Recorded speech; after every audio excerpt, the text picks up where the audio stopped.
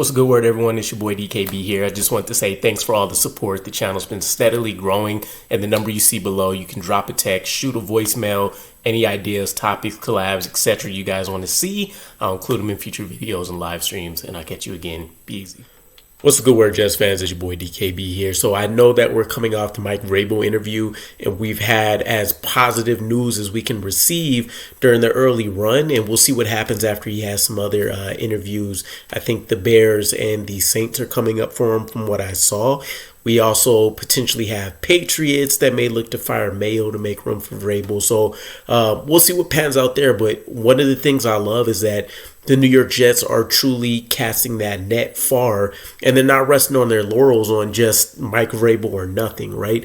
The list that we'll talk about here, some of these, one of the guys has a scheduled interview, but the other names on here are not only really intriguing, but it also paints the picture that the Jets may be willing to be a little bit more patient in their search for the correct head coach to fill this position. And one of the things to keep in mind here is that we've already kind of heard the rumblings that the New York Jets prefer two things out of their next head coach candidate, if possible. One, previous head coach experience, and two, they like a guy that is offensive-minded oriented, right? If you're going to be a defensive guy, I'm sure there's going to be some extensive conversations around what is your plan for the offensive coaching staff, and sell me on what will make these guys hit the ground running, right? So to get into the first name here, it is none other than Rex Ryan himself. This guy has been lobbying to get a job back in Jersey with the Jets for, it feels like, quite some time. I mean, he always talks really fondly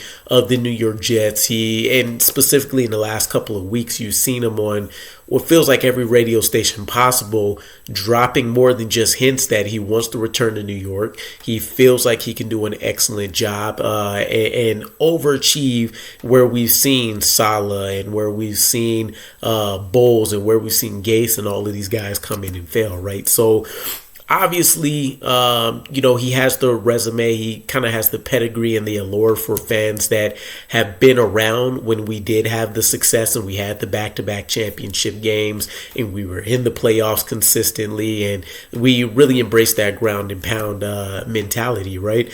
4 playoff wins to his name. He is scheduled to interview Tuesday. And according to a report I saw, it does appear like Woody Johnson is still pretty fond of Rex Ryan and is pretty endeared to just the franchise overall, right? And it makes a ton of sense to me, just if you want to go based off emotional connection.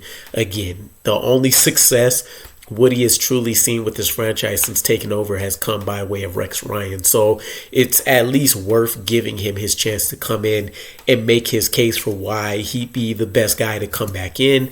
And I still didn't find anything in the way of if this has ever happened, but he might be the first head coach to return back to his team. And I'm sure things would get even crazier from there if he gets us back to playoffs and all that kind of stuff, right? But before you even get to that, one of the funnier things I think about this interview with Rex Ryan is more so kind of the selling point that I've seen from him on some of his media tours, right? Where he focuses in on, of course, the New York Jets allure and aura with him, his winning ways, the mentality that he has, the approach to the game, obviously his defensive acumen, and then the toughness, the grit, right? He really wants his team to embrace what it means to really live in like the New York, New Jersey area, right? It's cold, it's gritty, guys are to the point, they're about their business, and I can appreciate all of that. In that, and of course, he kind of puts it out there that there's nobody that's more of a New York Jet than him, right? When it comes to coaching,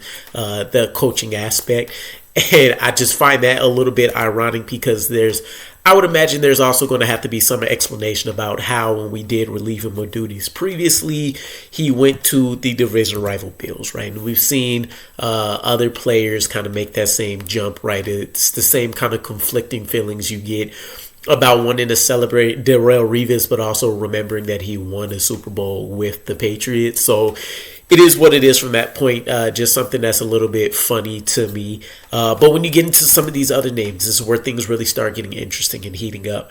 And I want to start off with a name from the college ranks because I've been asking for us to dive into that sector for a couple of years now, just because there's a kind of a I don't want to say a hive nest, but there's a kind of this hive mentality of creativity, pushing things to the limits when it comes to offensive identities.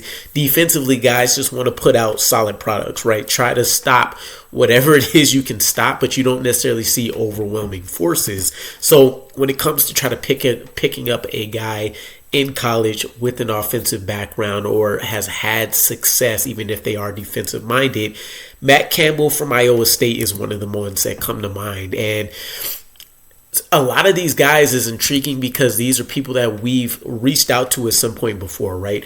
Zach Rosenblatt mentioned that there was interest, and I don't know if it's mutual or not, but at least from Matt Campbell's camp, in that he would finally be willing to take an interview from the New York Jets to become their head coach. And there's a couple of interesting pieces around this, right? For one, Zach Rosenblatt reports that news, but it's only within the last 2 or 3 weeks where he was just announced to have a new 8-year contract with Iowa State. So I don't know how that would play out with either his contract being bought out or how all the inner workings of that works out if he was to actually win the head coach job for us, right? But with all of that said, 45 years old, he's widely regarded as a program builder and a guy that just has a solid foundation for his team.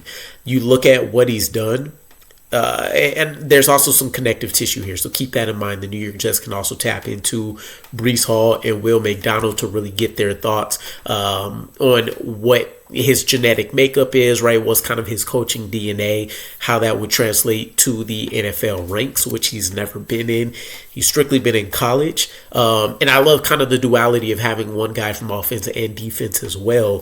4-time coach of the year. He's also the most winningest coach for that program with 64 wins.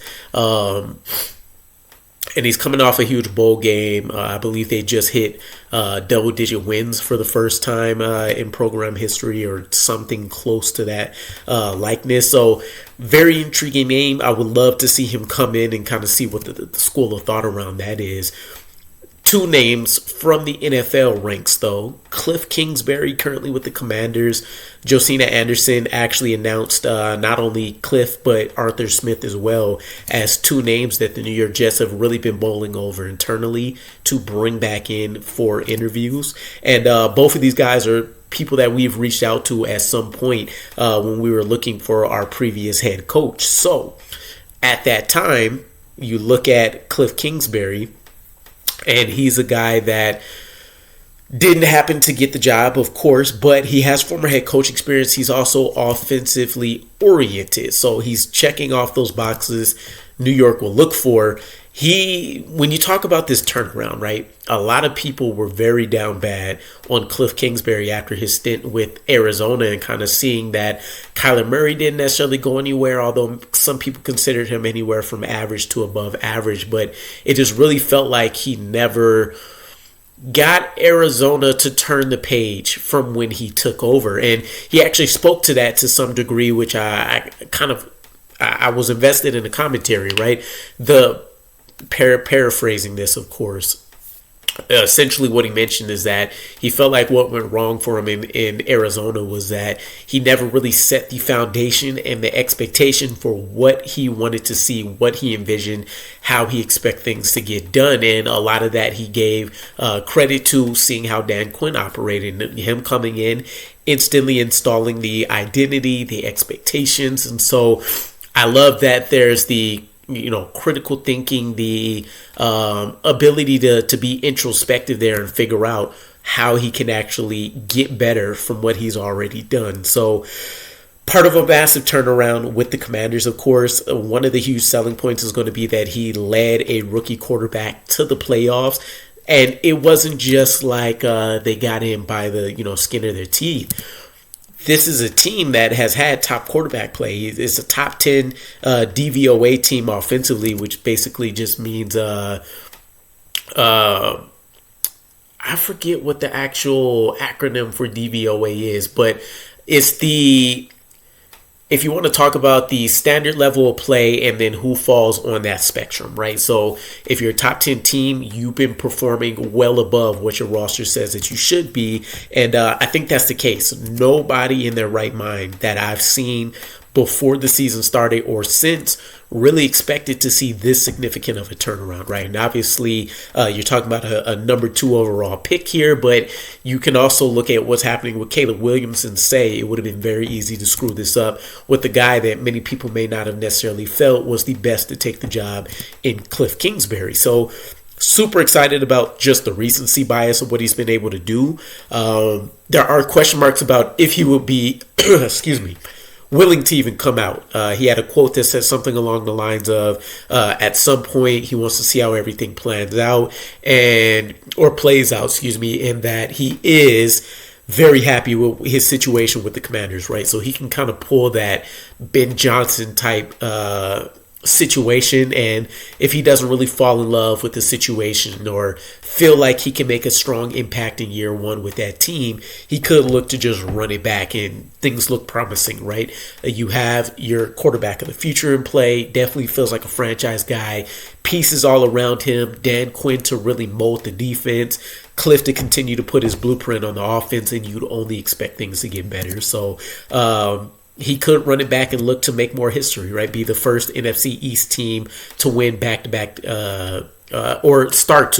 Eagles won this year, but look to establish that track of becoming the first NFC East team to win back-to-back division titles.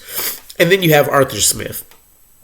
Same kind of situation, previous head coach experience, offensively oriented. There's probably even more question marks with Arthur Smith because his Falcons tenure was arguably worse than Kliff's with the Cardinals.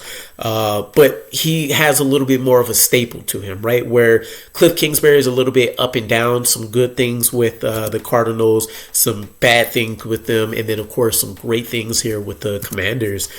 Arthur Smith has kind of had one calling card for himself, which is developing a potent rushing attack. I'm pretty sure he's had top 10 rushing attacks in like 3 of the 4 or 4 of the 5 last years that he's been in a head coach or offensive coordinator position. You also look at him being able to kind of return Russell Wilson to form as a guy that was looked at kind of being washed and potentially being out of league here very quickly. They're in the playoffs. They have a chance to make some more noise.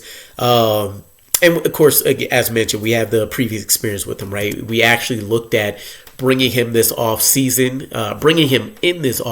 and the role was a little bit interesting. It was either going to be something like some kind of offensive consultant, senior personnel position, or it was going to be effectively a direct replacement for Nathaniel Hackett. He ended up declining to get the position with the Steelers, which I don't knock him for, but we could be looking to take a second look, right? A year doesn't change a ton unless you're just performing very poorly. So I could see us wanting to look at what we potentially missed out on. And then there's an interesting debate here, right, where you could talk about from a quarterback development standpoint, because that has to be a huge talking point for the New York Jets. Desmond Ridder versus Ryan Tannehill, right? Ryan Tannehill, excellent job. Had him looking like maybe one of the league's best revival projects. And then you have Desmond Ridder, who wasn't a star-studded quarterback option, anything of that nature, but he did have that potential quarterback of the future ability, and he did get the chance to actually kind of slow cook him and let him develop before just tossing him into the fire. Nothing really materialized there of substance for him, right? And it looks like Ridder might be out of the league here, maybe be one of those destined backup quarterbacks, which also isn't the worst thing, but still, with how things played out, or the selections they made, it's a miss for him. And then just kind of an interesting note, and I know this doesn't necessarily have a ton to do with either of these guys specifically for this situation he's in with the Steelers, but Mike Tomlin's never had an assistant coach of his go on to become a head coach. That's directly tied to him, right? Not coming from a different coaching tree. But it's worth noting, right? I would imagine the same thing continues with Arthur Smith. Maybe he chooses to stay. You are talking about, I think the Steelers have lost like their last 3 games, something along those lines. I know they've had a bit of a losing streak here. So that could also factor into kind of what the, recency bias looks like for him. But with all of that said, let me know what your guys' thoughts are. Who are you most intrigued about from this list and that you definitely want to have come in? Maybe it's only a handful. Let me know what you guys think, and I'll catch you again. Peace.